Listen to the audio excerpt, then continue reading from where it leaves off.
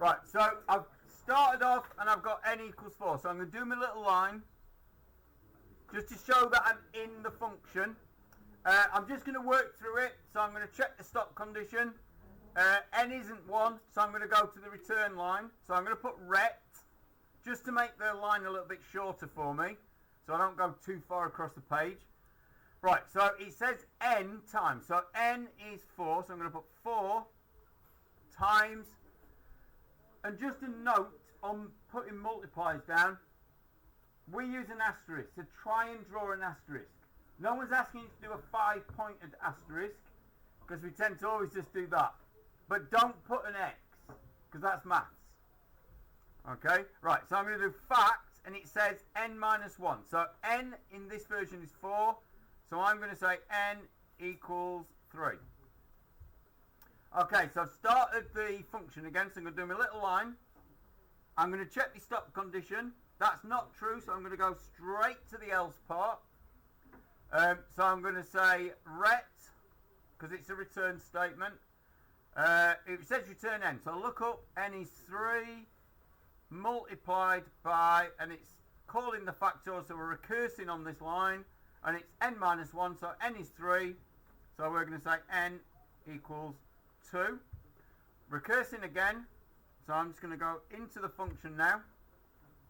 What I'm actually showing you there as well is that before the function starts, the parameter values are set, and that's what happens when we call a function. Okay, so the parameters are ready for the first line of code.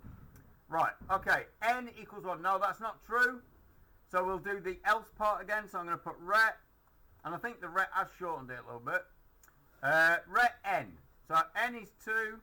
Multiply that by, call to the recursive function again. N minus 1. So n was 2. So I'm going to say n equal to 1. Okay, I'm going to show that I'm going into the function. I'm going to get to my stop condition this time though. N is 1, so I am going to return, so I'm going to say ret 1. So that I feed that back, I'm just going to do an arrow to show what's getting replaced. So I'm replacing the function name with the value 1.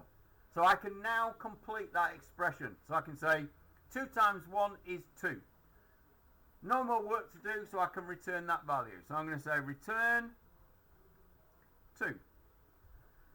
I can now work out that expression, so I can say 3 times 2 is 6, so I can return 6. Right, I've got this expression that I can now evaluate, and I've got 4 times 6, so 4 times 6 is 24. So the return is 24. As easy as that. They can't make the recursive functions complicated, because they're going to take forever to trace, aren't they? Okay, so that is my answer. So final answer, 24. If you've written a load of numbers all over the page, please write what the final answer is.